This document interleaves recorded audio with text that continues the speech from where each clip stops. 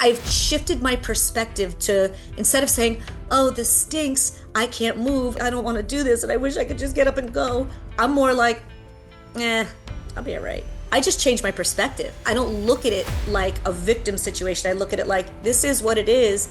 How can I feel better right now? I just automatically go to what makes me feel better because I've learned how to change my frequency. I explain it to other people, but when it's myself, I'm like, how am I doing that? Am I really? I guess I'm doing what I'm saying that I'm doing. It just seems to come naturally, though.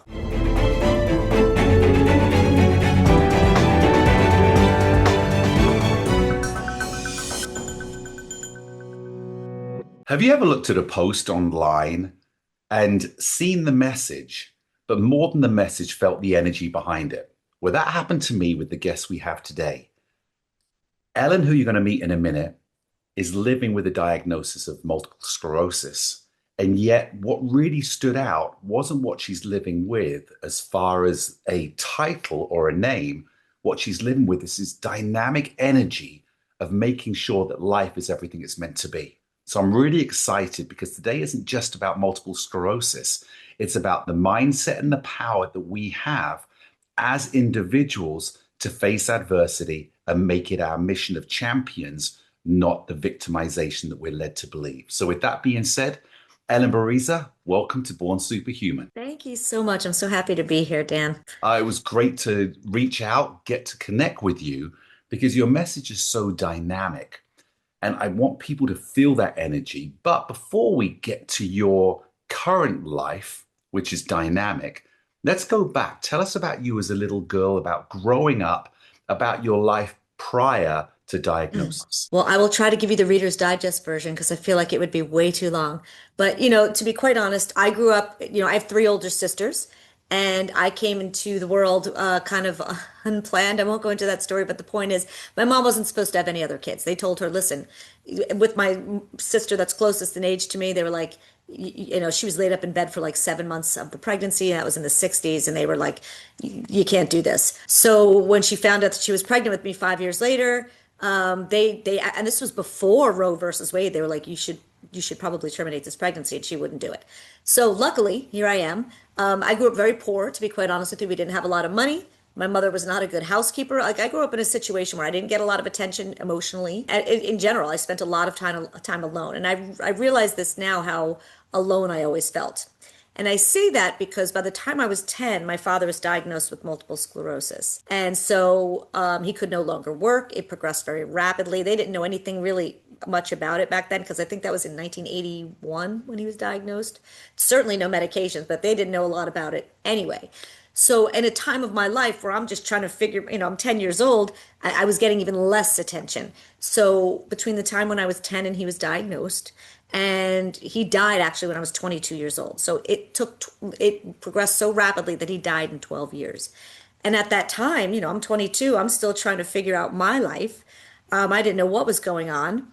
And then 2 years to almost to the day, literally they both died in January. My mother died from breast cancer when I was 24. So I've been an orphan since I'm 24. And if that weren't, a tragedy enough, I guess you could say, 9 months after my father had passed away, I experienced the first symptom of what I was later to discover was also multiple sclerosis. I was in complete denial because I watched him. This gets me very teary-eyed because this was, my childhood, but I watched him go from walking slowly to a cane, to a walker, to a wheelchair, to bedridden, to my mother having to put him in a nursing home at 60 because she couldn't take care of him at home anymore. And within 2 years, he died. And it was a very, very hard thing for me to witness. I witnessed that progression of just deterioration. So when I had optic neuritis 9 months after he died, which was for your listeners, it's an inflammation of the optic nerve. The eye doctor or whoever it was that I saw at that time said, yeah, most of the people that get this do go on to develop multiple sclerosis. And I cried, but I was like, oh, that's not going to be me. I'm a very high energy person. I was always very active, not going to be me. And so I lived my life, and I just kept doing my thing. And then 6 years later, in 99, it happened again. And this time I went to a neurologist because it was suggested that I do that. They did an MRI and they were like, you have multiple sclerosis. And I was like, They were like, you should, these new medications have come out. You should really go on them. I researched them. one of them was like, oh, it's 38% efficacious. At the time, I mean, I started getting into biotech sales. That's what I did for a living. So I knew what efficacious meant, but I didn't know what it meant in terms of those drugs. So I said, well, 38% isn't that great. So I'm going to try my luck and not do anything. So I did nothing. And when I tell you I was fine for years. I had optic neuritis a couple more times. But within like every time it would be like a snowy picture on my in my eye, a little sore. In 2 weeks it'd be gone. So that happened again in '01, and then again, I went on to get married. I had two children. I was working out with a personal trainer for 20 years. I was in a career in biotech for 24 years. Everything was fine until it wasn't. And then all of a sudden I couldn't really walk. And by that point, I was diagnosed with secondary progressive. It had advanced. I had never went on a DMT, and from the time that that happened, it had already been like 26 years. I was fine for 26 years, thinking, everything's cool, and it wasn't. So now I walk with a rollator in the house. I can't really do anything outside of the home unassisted. So I need help. I can usually get, for a while there, I needed help getting into cars and out, but and what we're going to talk about is I've been working with my mind. So now I'm able to get in the car on my own, get out of the car on my own. I do need help with, going places and people helping me put my scooter together and things of that nature. But, it's been a tough road, but I've Let me learned, ask you this. yeah, Let me ask you this because you said you grew up very lonely, but you got three sisters. yes, but they're a lot And older. and what's your relationship? How did they handle the changes within the family? Because obviously they were out of the house much earlier than you were, and so didn't maybe see the decline of your father and then the sadness with your mother as well so quick. Did you Yeah. feel like you had a bond with them, or any of them developed any autoimmune disease or cancer No. or anything? No, thank God. In fact, now, I'm just so you kind of know the age range, I'm 55. My sisters are, I'm going to be 56 this year, but my sisters are 70, 68, and 61.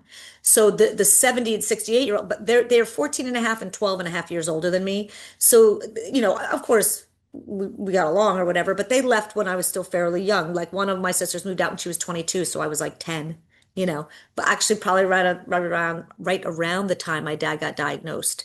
Um, so I have a decent relationship with them, but they're two very different people from me. So I don't have the kind of relationship I have with my sister that's closest in age to me because the older two are only 2 years apart. They kind of were out of the house. I grew up with my sister Amy, who was 5.5 years older than me. So she's the one that helped me. I found out a lot of things about my family way, like I was already in my 40s and I found out different family secrets and stuff. But my mother was very not a good housekeeper, not a good taking care of her kids kind of woman. I always knew that I was loved and like we had dinner and food and things of that nature. But I even remember when I was still, there was no bedroom for me. So I had to share a room with my sister. Like when I was 4, I was sharing a bedroom with my sister who was 16. So I was never allowed in there. So I had no place to call my own. And I tell you that because I was still living in a crib. Like I was 2 years old, didn't even have my own bed. I was in a crib in my mother's room. And my mother would sleep till 10, 11 o'clock. And so I'm a little kid. I get up early. My sister at 7 years old would come in, take me out. She'd give me a bowl of cereal. We watched Saturday morning cartoon. Like she's the one that would really help me and be there for me. We're very different people, but we're very close because of that. So I'd say the two older ones, not as much because they just weren't around. I mean, I still talk to them and such, but you know, they weren't really there for me. How do you feel that that isolation that you felt was part of the stress within your system, even though you're so positive? And I've spoken to a lot of MS, I don't even want to say fighters, survivors, people that flourish, and yet all of them seem to have shared childhood trauma along the way that then got triggered. How much do Mhm. you think your childhood was part of the activation of the MS? A lot. And I'll tell you something. I definitely because it wasn't only that, I always felt insignificant. Like I was in the way because I was born at a time where they didn't know what to do. They didn't have a lot of money. My dad, he was a printer. He had his own printing business. It got robbed a lot at the time in the late 60s.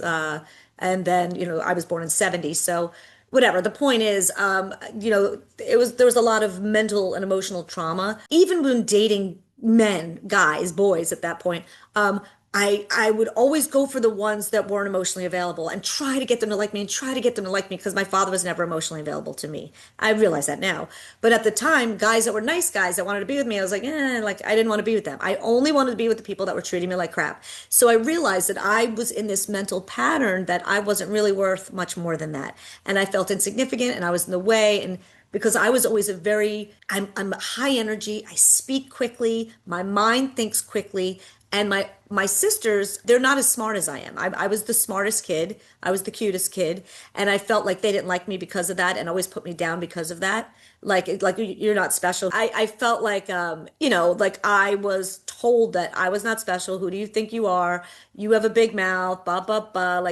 So I was always kind of put in my place. And then when I was 22 and my dad died, I guess I'm just going to tell you the story really quickly because he was in a nursing home. I went to go see my father on Christmas Eve of 1992, and it was, I just finished my last semester of college. I was done. I was graduating. I couldn't believe it. I was the first one to graduate from, to get my bachelor's, and I was talking to him and we were joking around, and I never really got to know him as an adult. And granted, 22, I mean, what kind of adult was I? But I was more of an adult than I ever was. And I felt like we were actually bonding. He was a very intelligent man, a very funny man. He had a lot of friends. He was very well liked. He was a music, he was just a really good dude. And I finally got to talk to him like an adult, like I'm graduating from college and I'm gonna walk in May and maybe you can come. And he, like, we both knew that he couldn't, but I was hopeful that, I don't know, maybe he could. And you know, we finished, I was going to say goodbye and Merry Christmas and I'll see you tomorrow. I'll come back tomorrow to see you. And then by the time I got home, because we opened up our presents on Christmas Eve in my family, that's a whole other story. We're Jewish and we celebrate Christmas. It's a very weird thing. But I'm telling you this because we opened up our presents on Christmas Eve and they didn't wait for me. And even though I was the only one that went to go visit my father, they didn't wait for me. They're like, oh, well, the kids and this and that. So I sat there by myself with the few presents I had. Like nobody cared. Everybody was doing their thing. And I sat there by myself just opening. And I just, in some weird way, I took it out on my father. And I don't know why. And still to this day, I don't know why. But I didn't go back to see him the next day. And like a couple weeks later, my mom was like, your dad's really not doing well. And you should really go see him. And I didn't. I never went to see him, and I never saw him again. And then he died on January 23rd, and I never saw him again. And I tortured myself about that for years. And of course, 9 months later, I got the first symptom, but I tortured myself about that until it's kind of interesting. I'm a big meditator, and I'm an advanced student of Joe Dispenza. I've been to several of his week-long retreats, and I was in the middle of a 4 hour meditation, and during the meditation, I saw my parents. They were younger. They had to be younger than they were when I knew them. They were like 27. They were happy, and we were standing like if you were standing in a triangle with people just talking. And I can't remember for the life of me the conversation. I just remember they were happy and how much they loved me, and they were so happy to see me, and I was so happy to see them. And I just remember saying to my father, please forgive me. I am so sorry. And he said, there is nothing to forgive you for. And they loved me. They told me that they loved me and they hugged me. And then they kind of like how a balloon loses air and goes, that's how they left me. They went, and they went into the left eye of an owl.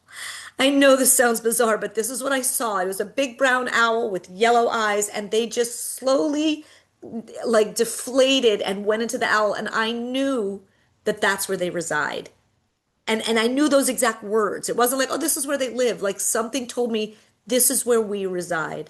And so what's interesting about that is I've looked back at different psychics that I've seen over the years, different things, and a couple times people have said something about your father and an owl and different things about an owl. And I'm like, huh, I think my father lets me know that owls are his way to let me know that he's with me. And I'm like, I'm not a crier, Dan. I'm really not, but this blows my mind because even recently something happened where I was like, can you just please tell me the answer? And I just was looking at this thing on my phone and it was like, oh, color in these pages. And I was like, oh, I had nothing to do. I went to color the pages and it was a picture of two owls. And I was like, thank you. Like literally an hour after I asked the question, like, Dad, can you help me through this? And he let me know, yes, that's the answer. And so anyway, yeah, so there's that. It's interesting because You talk about your dad being a very wise man Yeah. and smart, intelligent, and owls and always Right. shown to be wise. It's always, if you had an animal that was wise, it's the owl. So it's beautiful that there's that connection there as well. But I want to ask you, if you were to live through your childhood again in exactly the same way with the outside influences, knowing what you know now, because there's people, even as children or going through their 20s, that had a similar environment. What would you have done different in the ideology that if I didn't suffer or if I released the stress or found a way to socialize and not get triggered, that you believe doing different would have helped maybe not actually release the MS? Think that the first thing that comes to my mind is I would have not lied to my mother about doing my homework. And I tell you this because back then they didn't skip a grade. I was a very smart kid. I taught myself to read at 2 years old. And when I was in second grade, they told my mother that I was bored and I needed to be in better classes. And so there was one school that had smart classes for kids, and they so I had to switch schools. And um, if I had the guidance that I so desperately needed. I feel like literally I could have probably gone to Harvard, maybe. I don't know. Not anymore because, I would tell my mother, yeah, I don't have any homework. I never did my homework. I never did listen to the teachers. I was eventually thrown out of the classes, and just was in the regular classes with everyone else, like when I went to middle school and stuff. And I just didn't care.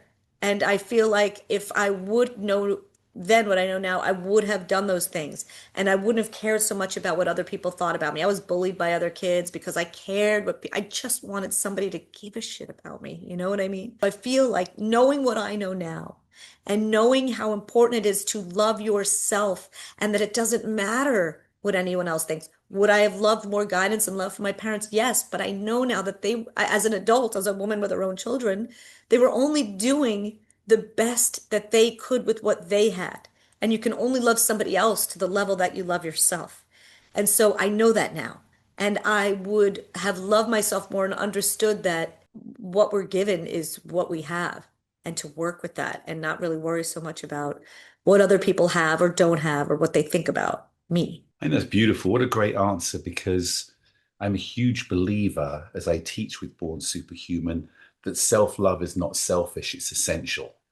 And we Yes. can't evolve our own life relying on somebody else to give us what we think we need, when the reality is there's something missing in us that we need to go and nurture and let it come back. There's a dynamic moment in your story that we haven't discussed yet. Having seen your father go through the decline over the 12 years and then that sadness of never saying goodbye to him until you went into the meditation and he gave you that release. What was it like when you heard, tell us the process when they told you, okay, you have multiple sclerosis, and then your thought on your life, having seen your father, because many people haven't seen someone in their own family go through it in the way you did.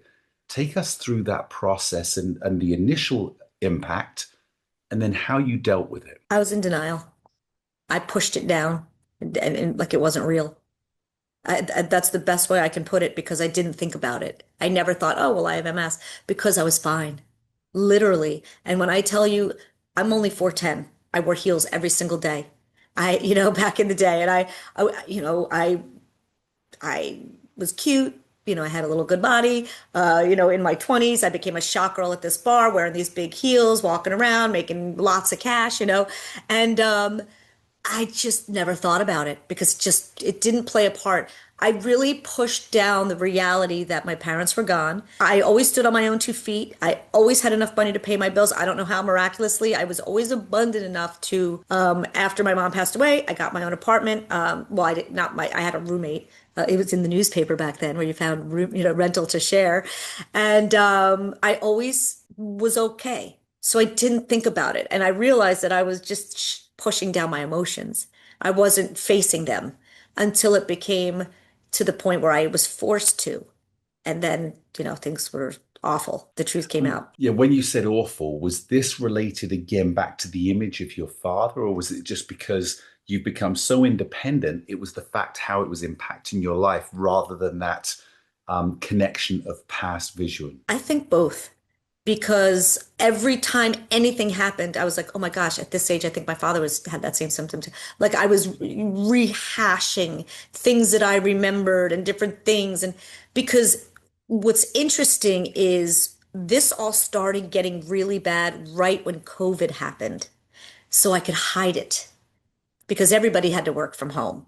And that was right where I was still walking independently, but it was getting really tough to do it. Even though they've been telling me for years that I had MS, I still didn't believe it. I kept saying, well, whatever it is that I'm dealing with, or whatever, I didn't believe that that's really what was going on. So I made an appointment with a multiple sclerosis specialist to finally find out if I really had MS. Okay.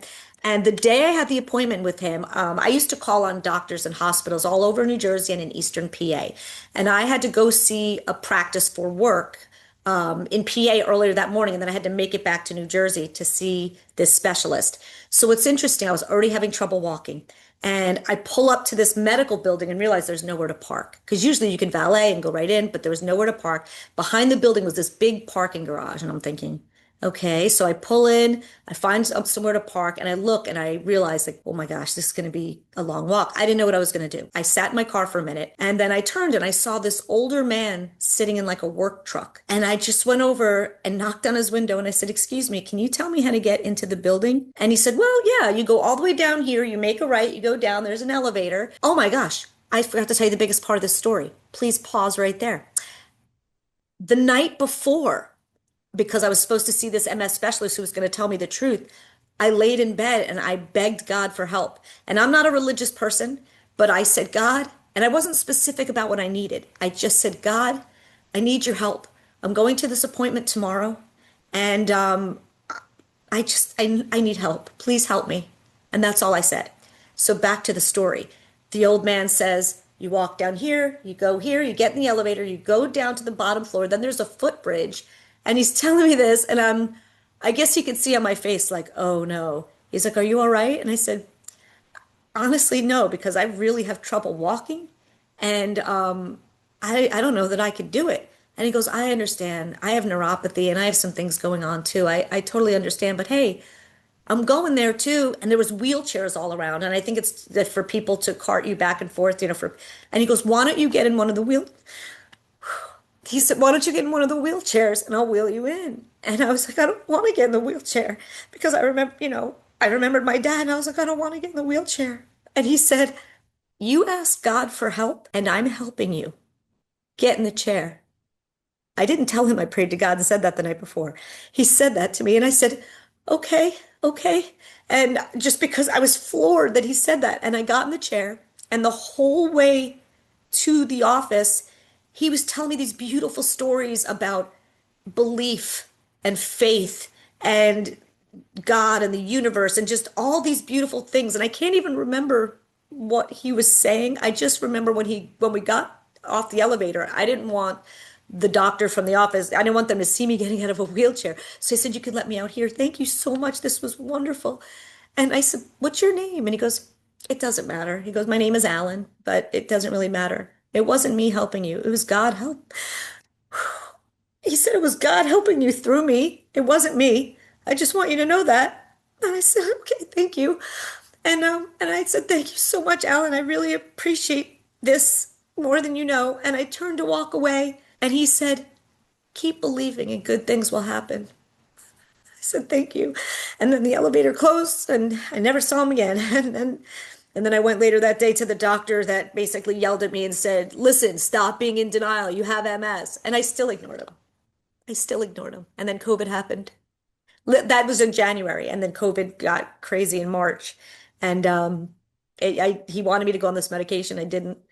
And I hid it from work for a while. What an amazing story. Thank you I for know. being so vulnerable and sharing that. Again, when I teach mindset through Born Superhuman, the first start has to be that everything that happens to us is a gift if we wrap it correctly, and being open to the help that we didn't see coming, that often we shut down because we're either in our own suffering or we have our own blocks that stop people from helping us.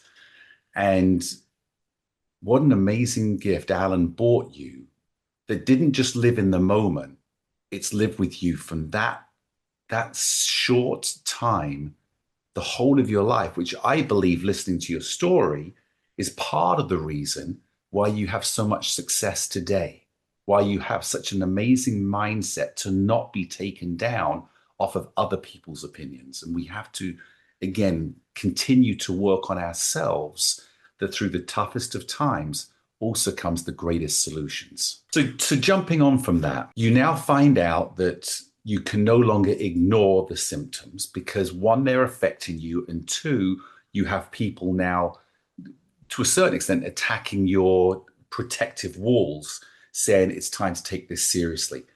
There's a lot of people out there, and again, I found you in a beautiful MS community on Facebook that have really negative approaches to their MS.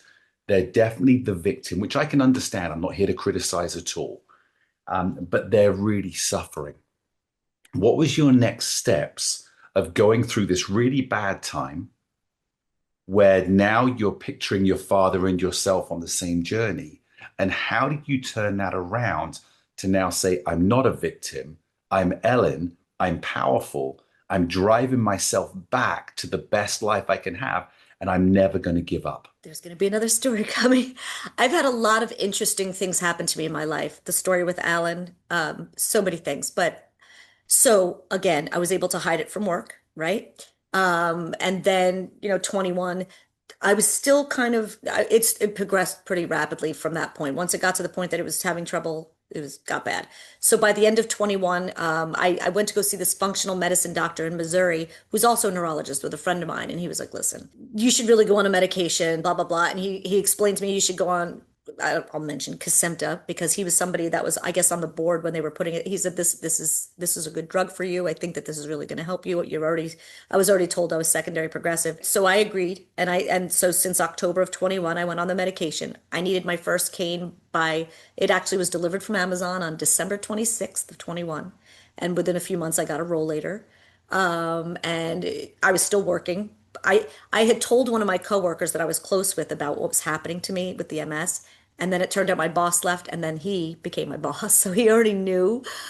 And he was cool, but he was like, I mean, he had to think about the company, and what was going to happen. Sure. And I literally couldn't do my job anymore. I had my ex-husband, who's my best friend now, kind of help me. He came, the last dinner program I had to do, he literally had to help me walk into it. He came and he just sat quietly and whatever. That was in 22. Now, things got worse mentally for me, emotionally. I was in a downward spiral of, um, it got really bad over the next two, because I used to work out with a personal trainer. And then by February of 22, I remember one day I couldn't lift my leg at all. And I said, oh, I'll be all right. I'll be back in 3 weeks. This is now 26. I've never been back. Um, and it got worse and worse and worse. And then by 24, I mean, I hated, I actually had surgery on my cervical spine in 22 because, in one of the MRIs, they saw that I had not a bulging disc, but it was like a medium level. I went to see several different doctors, neurosurgeons, that one of them was like, it's not going to help the MS. You shouldn't do anything. But then I saw this guy at the HSS, which is a really important hospital in Manhattan. He said, you should go see this doctor down in Philadelphia because I can't tell you what to do. I don't want to be the deciding factor. Go see him. What he tells you to do is what you should do. So I did. I went to go see this doctor. He said, you should have the surgery because here's why. Is it a horrible situation where it's affecting you, or because it was pressing the spine a little bit? Is it going to affect the MS? No. He goes, but I've seen people that did nothing about it that have MS that fell, and because of that, done, crippled for the rest of their life. And I just don't want to see that happen to you. So I ended up having a fusion on my cervical spine. That was in August of 22. And from that point on, I just emotionally got awful until I didn't want to live anymore. I did not, and I hated that my kids had to see me like that. And my ex-husband, again, he's my best friend. He was like, you can't feel this way. He didn't know how to help me because I'm like the most positive person he knows. And he's like, you can't. I said, it's not, it's not about, I know my kids will be okay. And I hated feeling that way, that they'd be okay without me. I couldn't live this life anymore. And what's really interesting, I remembered that about 10 years before, when I was still married, I was on vacation with my ex-husband in South Carolina celebrating my birthday and our anniversary. And I was in my 40s at the time. And I say this because my parents, I mean, died in my early 20s. And for some random reason, one morning, I go, and I don't even call them mommy and daddy anymore, but I said, Mommy and Daddy, can you see me? Are you proud of me? Do you love me? I just wonder because I have kids now and I have a husband, and I just wonder if you can see me. And it was just a weird thing that kind of overwhelmed me, and I yelled that to the sky, and my ex-husband was like, okay. And then so we go take a walk on the beach, and all of a sudden we hear a live band playing Johnny Cash. My son's name is Cash. He's not named for Johnny Cash, but we were talking about Cash at the time, and all of a sudden we hear the song and we're like, huh. So we follow it and we see it's like Folly Beach's 40th anniversary, whatever. And it was like a Sunday afternoon at noon, and it was like people all our age and older dancing, 70s, drinking. We're like, huh, let's go get a drink. So we go get a drink, and I turn to my right, and there's a guy with a huge tattoo that says Marion and William. And those are my parents' names. He let me take a picture, and I have it on the wall right over there. And I was like, oh my God. And it wasn't like something that I just saw. My husband was with me, and he was like, holy shit, I just yelled to the sky, can you see me? Do you love me? And I see this tattoo, and Marion spelled exactly like my mother's name, not a common name. So blown away again. So all of these things, I remembered these things. And when I was feeling like I didn't want to live anymore, I said, I don't know, something's got to help me. And I didn't know what to do. And then I was talking to I met this woman online. I don't know, just like in groups or what. I wasn't in MS groups or anything at this point. I was still thinking, I'm going to help people because I was in biotech sales. Like I refused I didn't want to focus on the MS community because I felt like I was going to be staying in the energy of MS. And I was like, I don't want to stay in the energy of it. And I wanted to help people who were procrastinators, or I was doing all this other stuff. And I met this woman who's like an energetic woman. She was just really cool. We connected. So we used to have FaceTime calls just to shoot the breeze every once in a while. And this was about a year ago that I started doing this because I was talking to her on the phone. We were just chit-chatting about something. And I had some kind of weird download that said, ask her about the yellow jacket from the 80s. And I thought to myself, that's weird. I didn't hear a voice. It was like a download, like my brain just told me to ask her that. So I said, hey, I didn't say anything about the 80s. I just said, do you have a yellow jacket? And she's like, no. But when you asked me that, I'm thinking of three different things. She goes, I'm perusing my closet in my head, and I don't think I have a yellow jacket. She's like, I'm thinking of bees, bumblebees, honey. And then I forget what the other one was right now. I forget what it was. But anyway, and I said, okay. And then oh, now I know. She goes, I used to pop these pills in the 80s called yellow jackets. And I thought, because my brain told me ask her about the yellow jackets from the 80s, and I didn't even mention the 80s part. So when she said that, I knew I'm going to be all right. I have this, whatever it is. I'm not saying I'm psychic or any kind of craziness, but I definitely have some kind of something that lets me know that I'm all right and I'm always going to be all right. And not everybody has that, but they do. Everybody thinks I don't have that, but we all have that. I guess I'm just well tuned into it. And I think, and I don't know how. I don't know how I'm tuned into it. I think it's because I know how to align what I want, and I conjure up the emotion as if it's already happened to me. And I've been doing that for years before I even realized that was a thing. And so now I know that that's a thing. If you can align your heart with your mind, you can do amazing things. And so from that point on, I never felt like I didn't want to live again. I never felt like that again. Even when days are tough, even when I'm like, oh, this sucks so bad, I'm having really trouble, I sit down again and I realize I'm okay. I'm all right. It's going to be okay. And that's when I started planning these rehab for overthinkers workshops that I do to help. Now I focus on people with MS. I'd like to expand that because I realize now it's not just people with MS, and it's not just people with chronic illness. It's so many people from all walks of life, leaders, business owners, family, whatever. So many people have this mental thing where they can't get out of their own way. And so I felt like it was my destiny to help people learn how to work with their mind, even if they have a disability, even if they're going through a tough time, that you can't control your circumstances, but you can control your thoughts. Even if all you have in your bedroom is your thoughts, you have that. And your imagination is a beautiful place and you can go anywhere and do anything, even if your body doesn't cooperate. And so that's what I started doing, and that's where I am today. There's a fascinating study. I don't know if you've heard about this, but NASA brought in a scientist. His name was Dr. George Land. And they wanted to solve problems better. And they had this incredible team, staff at NASA of brilliant brains. But they wanted to find out which were the best ones to be able to take on the biggest challenges and find the solution. Because just because you're brilliant doesn't mean to say you're a solution finder. It can be that you can do great within the realms that you're given. So he started giving tests, very simple tests to find out who was a genius. But the tests were very simple. They were so simple. He said, let's find out between kids between the age of 4 and 5 what their brain is for creativity as well. In that test, 98% of children between the age of 4 and 5 scored a genius score in the same test that NASA scientists were taking. So he said, okay, let's turn this into a longitudinal test. He went back 5 years later, and now these kids have gone from 4 and 5 of freedom into the educational system. And at 10 years of age, only 30% of those still tested genius. The same kids. The same kids, 1,600 kids they tested. Then they took it from, let's go another 5 years. So at 15, they went back. How many do you think was still genius at 15 out of that 98 at 45? 3%. It was actually 12%, Okay. right? So 12%. So we've gone from 98% of genius that's in us Yeah. to a 12% 10 years later at 15.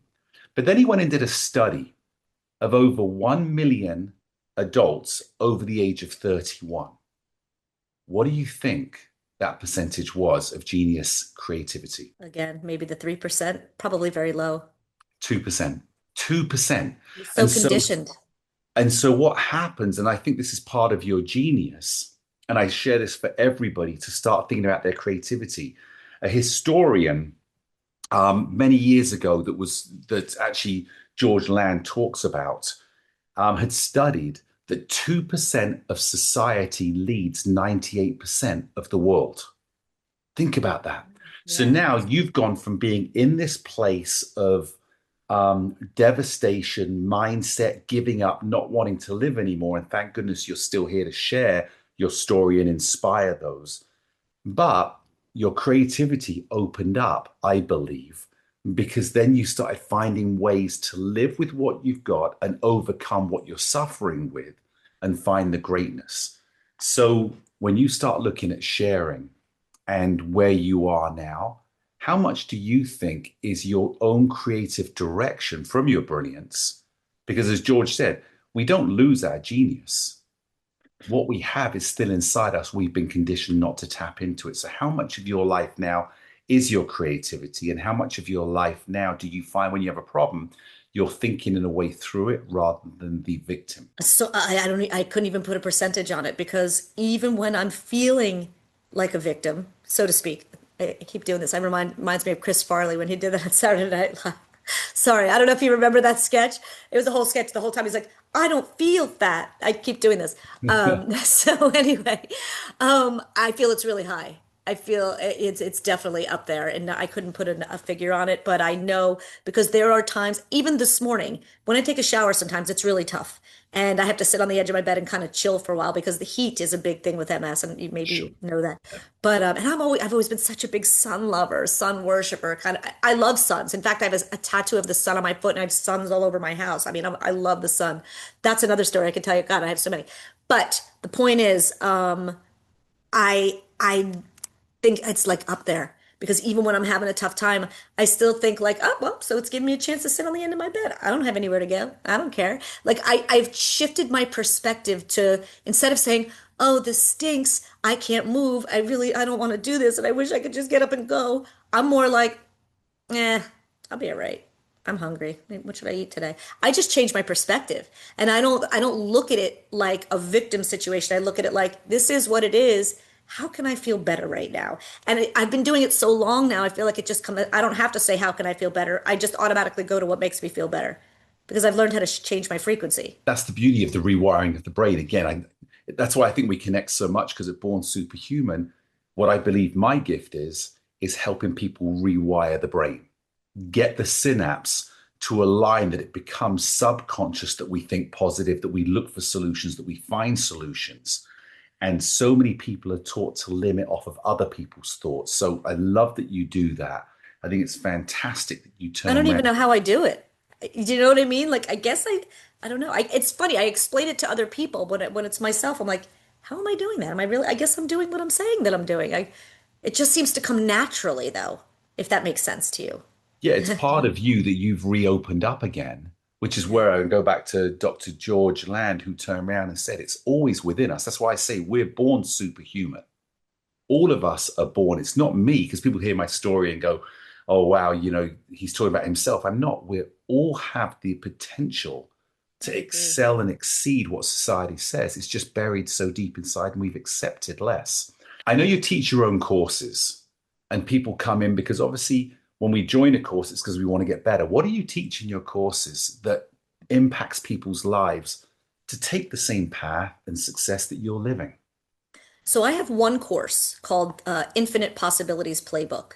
And I recorded it a few years ago before I admitted to myself still what I wanted to do. And what I do, it helps people shift their perspective. It's all about understanding the rules of the mind because I trained under Marissa Peer for the rapid transformational therapy type of hypnotherapy. And she teaches us about the rules of the mind. So I talk about that. I talk about how, everything is neutral. Everything is neutral, whether it's a murder or a birthday party. It matters how you think about it. And I just basically talk about those types of things like the what ifs and the thought chemical loop, which is, every thought you think creates a frequency that tells your brain to produce a chemical and all that stuff. And I teach about all that in the course, but in my workshop, even more so. The course is something I don't even sell it, to be honest with you. I just include it in my program. When people work my platinum program, I give them the course as part of it. And I don't consider myself a coach. I call myself a mindset strategist. So I give mindset strategy sessions with people because I'm not coaching anybody to do anything. I'm having them open up their own mind, doing they're doing the work. I'm just telling them how to do it. And but the workshop, Rehab for Overthinkers, is what I'm doing right now that I offer people for free. And right now I'm doing it just for people with MS. As I said, I do want to expand that out because I see that there's so many people that need it. But because MS is kind of what I'm experiencing, I feel like I'm living it so I can feel what they're feeling. And that's why I kind of started there.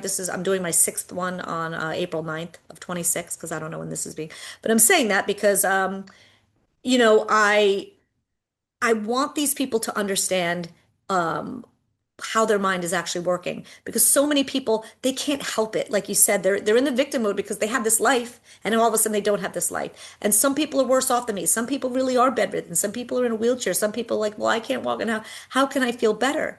And I teach them about how the mind works. And I don't even know if I'm going off track here by what you said, but that's the bottom line of it is that Einstein said, I don't remember the exact quote, but knowledge is finite. It's your imagination is infinite.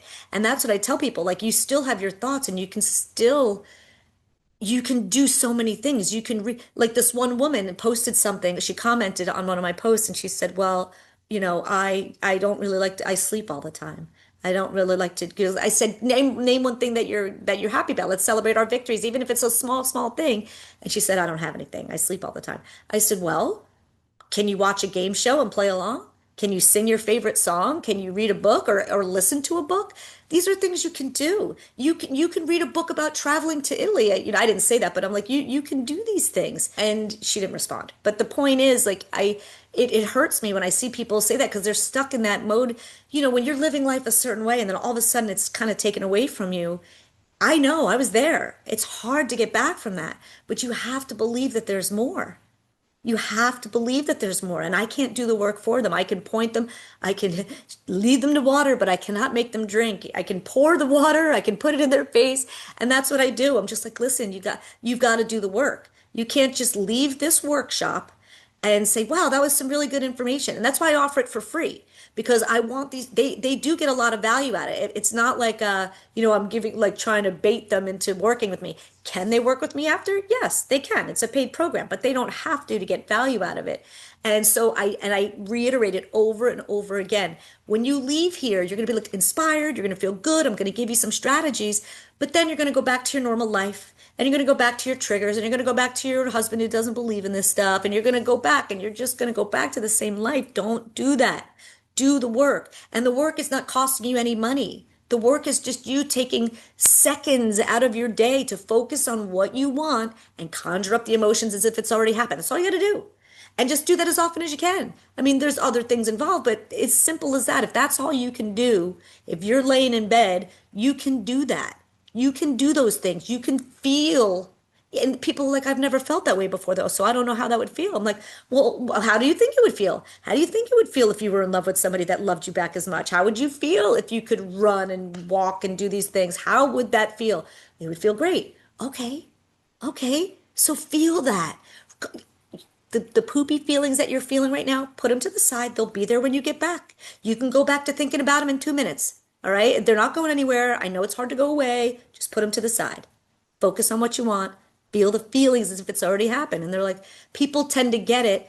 I hope that they do it. That's the only thing. So that's why I do it for free because I want them to know you can live a better life. You just have to make that choice. I've got so many questions that I would love to ask, but the one that really stands out is with all the people you've worked with and all the people that you read the comments, and I've read thousands of comments, and sometimes I respond, but I'm also very careful because people think I'm pushing a program. I'm not. I'm trying to help and again adjust the mindset.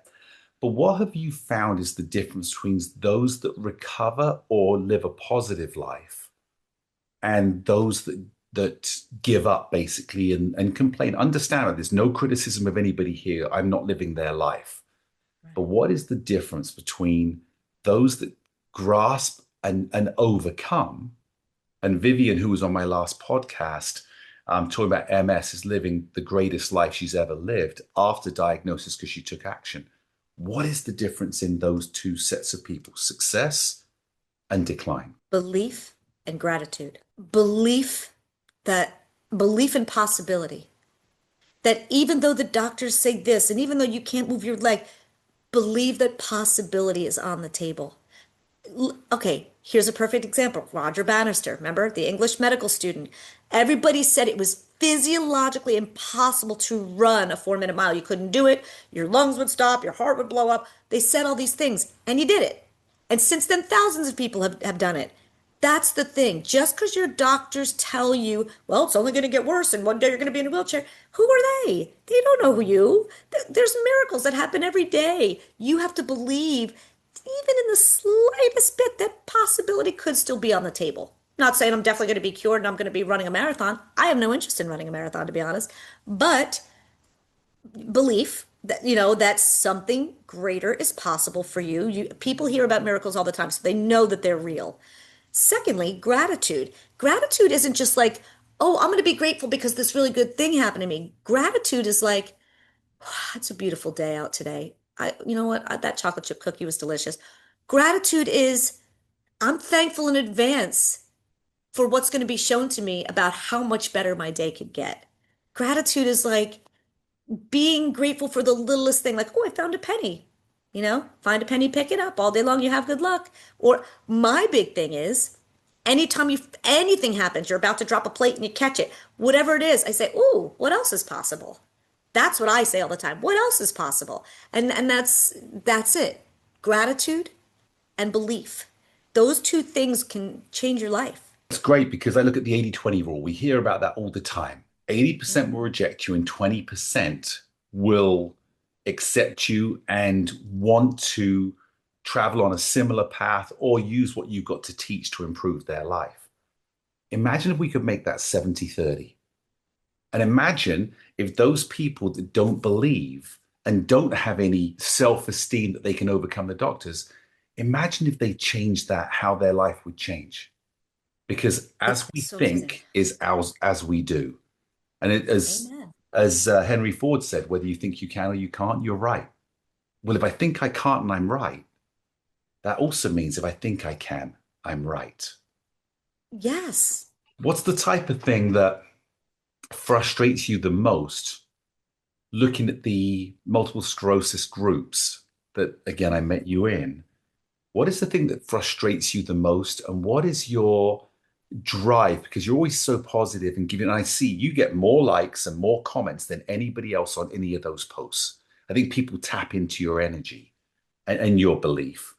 What's the most frustrating thing? And what do you find is the most dynamic that you deliver? What frustrates me the most is the constant misinformation that people are like, I did this parasite cleanse and it helped me. And it's like, come on, man. It's not parasites. Or people like, it's vaccines that cause MS. I'm like, really? Because my father was born in 1930. I don't think he had the vaccines that we have today. And yet he died from symptoms, complications of MS. So do tell.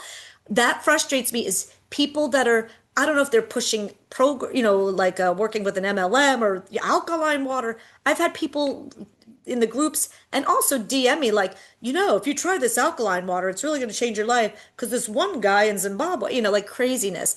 That frustrates me more than the victimness. I understand the victimness. I was there. I know when your life is kind of pulled out from under you, and I've even said this about MS. It's like your life is being stolen away while you're still alive. And I understand that. So the victimness doesn't bother me because I mean, it bothers me, but it doesn't infuriate me as much as the people that are just making stuff up. And I worked in stem cells for 13 years. I'm very well versed in stem cells. I did not have a stem cell transplant. I don't think they're there yet.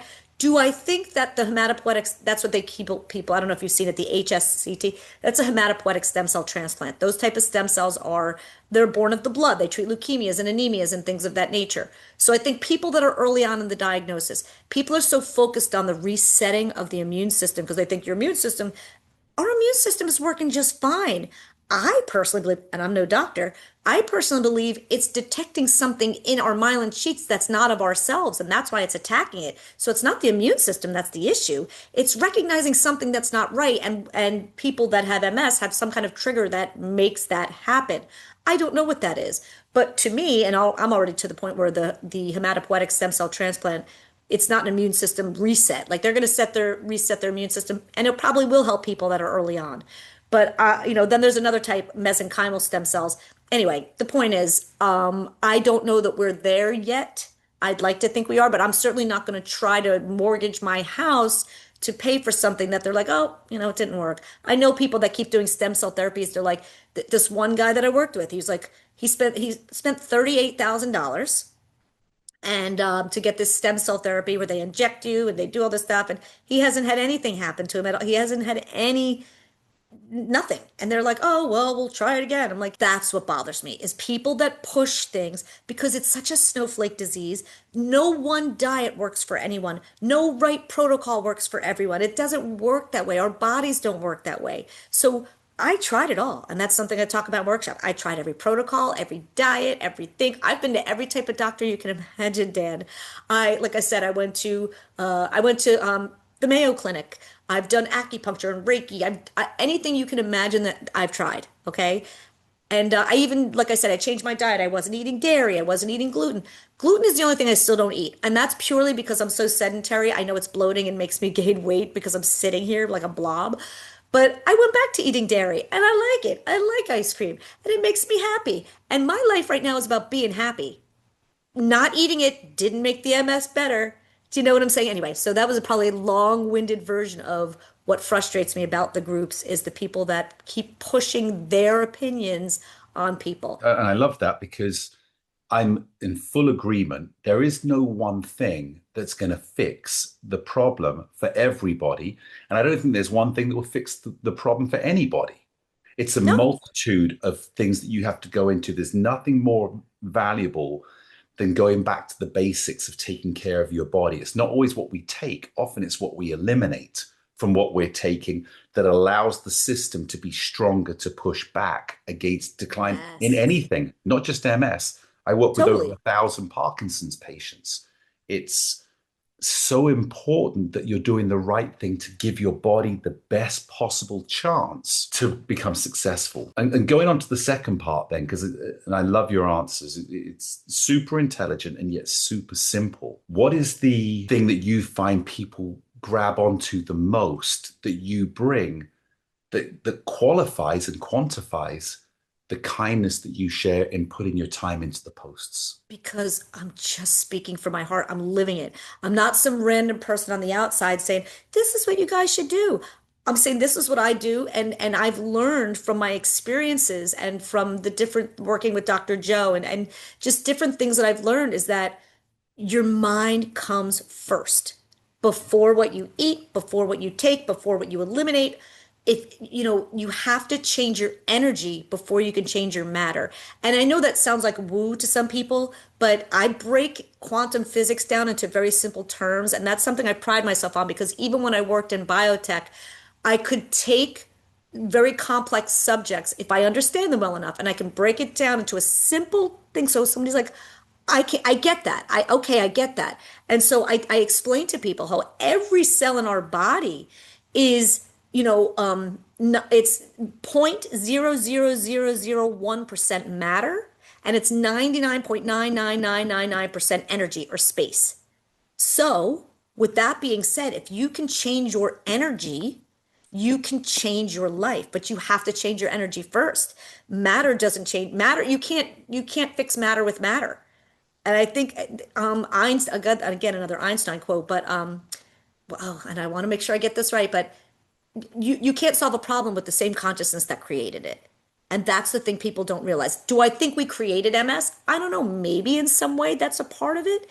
I don't know what the trigger is. I don't know that anyone does. Do I think they'll find it? Yep, I do at some point. But I feel like when people change their thoughts, they can change their life even while navigating a disability. I'm living it. I still got secondary progressive MS. It stinks. I don't like it, but I also know that I can have a quality of life and have fun and laughter and joy because I choose to. It's a choice. Simple as that. No, it's beautiful. Again, I've said beautiful a lot of times. I love where you're coming from. I love what you're doing, taking action. And I think for me, the biggest difference is people want the results, but they don't want to do the work. Well, And, right. and if you look at any explorer, they had to take wrong steps to find the right steps. Nobody fluked complete success. And I feel that all of us have to do the same thing as we look to improve our life. We will take wrong steps, but it's not where we're going. It's where we can pivot to when we learn, because knowledge is power, as we know. It's so And true. nobody can step into the ring and fight your fight for you. And you have the success. So be willing to invest in you, commit yourself 100%, because the worst thing that happens is you're in a better place knowledge wise to then become better. And you can start over every single day. That's the thing is there's no such thing as, oh, I messed up. Okay, redirect, start over. Don't beat yourself up. That's a big thing that I talk to people about too, is not judging yourself. Don't beat yourself up. All right, you made a mistake. You started thinking about the bad thing again. So redirect and be like, I'm not going to think about that. I'm going to think about this. You got to just, and people say, I can't. You can, but you're choosing not to. You can, Right. right? I mean, that's it. It's fascinating because I look at it, and this is what I teach, is everything in life is a lesson. Every level has its own devil. And we Mm. can't get to the next level till we defeat the devil. The devil sometimes is our own mindset. Sometimes it's an outside force. Sometimes it's something that somebody told us that impregnated our brain to believe that's what it is. And that becomes our devil when we learn the lesson by being around people like yourself that say, I'm suffering through this good fight to better, that then changes the messaging. And when we change the messaging, as you say, energy, suddenly it opens up a whole new world of potential possibilities. We could talk all day, and I'd love to bring you back on here in a few months because I know we're going to work together Yeah. on your balance and movement. And I'm excited, but I want you to go through it and come back in and talk about it from your own experience, both positive, which I believe it will be. And I've seen it with over 70,000 people I've trained. Or if it didn't work for you, I'm all for that because we'll find a new way. but It I'm will work positive. for me, but it Exactly. will. That's why. And I don't like to give out claims because I saw the post you're talking about parasites, and parasites aren't good for the body. But again, misinformation. I never give out misinformation. I always give out possibilities off of proof. But what's the one thing you would love to leave as a message for anybody? And it could be MS Directive, it could be anybody in life that would be your legacy in 50 years' time. Wow, that's a big one. Just knowing that you can have it all, and it might not be in the way that you thought, and it might not come to you when you want it or how you want it, but if you believe and you do the work, which is not easy, but it's simple.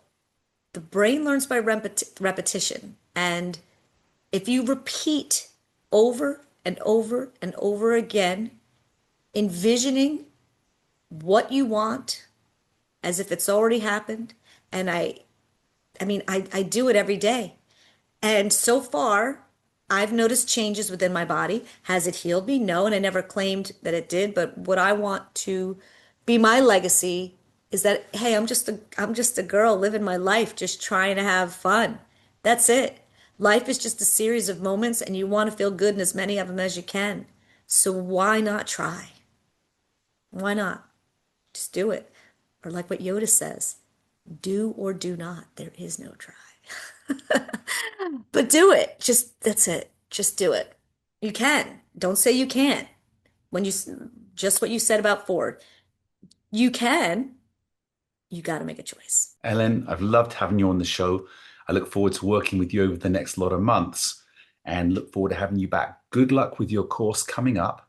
And I urge people, keep looking out for Ellen's posts. Where can they find you, Ellen? Well, I'm on Facebook mostly. Ellen Bereza. I'm there on Facebook. I mean, I'm on LinkedIn. Who knows? Maybe one day I'll get that together. Not a tech savvy girl, but I'm trying to think where else I'm mostly, you know what? They can find me on Facebook.